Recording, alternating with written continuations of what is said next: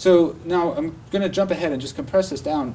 The latest project, which we just launched yesterday, in collaboration with the Smithsonian Institute, and the zoologists there are very interested in a particular location where there's they've been seeing species of birds that they've never seen before, and they suspect this may have to do with global warming. So one of the issues is it's a remote part of Texas. It's called the Welder Wildlife Refuge, and it's hard to get out there. So, but observers, birders, do go out there, and they've been reporting we're seeing these subtropical birds. Now they think that what they need to do though is systematically document this, and that's difficult because there aren't enough personnel out there. So that is where we came in, and this is one example of the kind of subtropical birds that they were starting to get reports of, the green jay and the great kiskadee.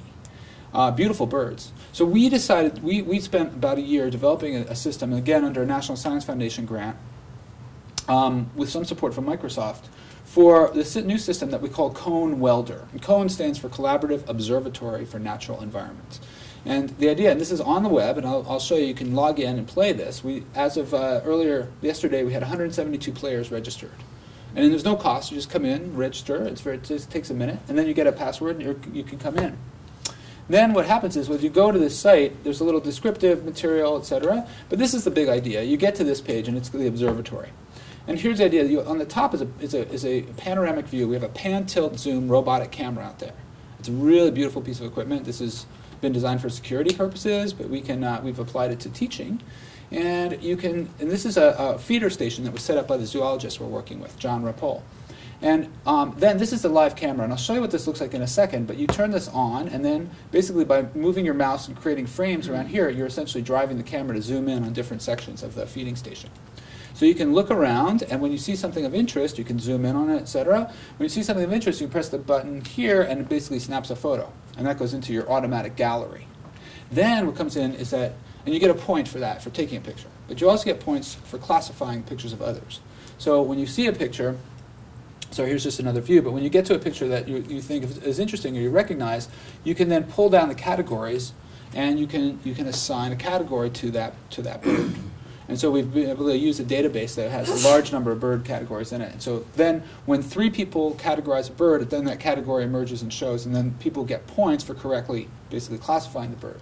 Well, we've had this up for only a little over a week in beta testing before we launch it, and we've already seen an enormous amount of documentation of bird activity. This friendly owl is there at night. I should also say all the statistics are kept online, so we know this is all the different birds that we've seen so far. You can also click on your own score. It tells you scores of how you've done over time. You can see plots, all kinds of stuff like that. These are some of the birds. These are images that were taken with this camera. So everybody's sharing this one camera and zooming around, looking at things.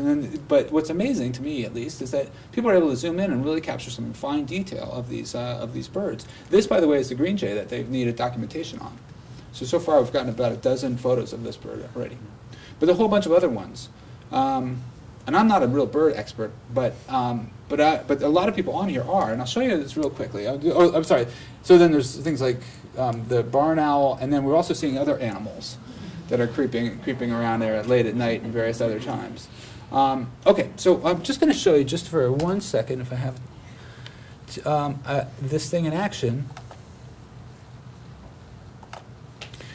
And this is the camera live, and I'm just going to move it around. Now it's nighttime over there. Come on. Okay, here this is fine. We'll keep it.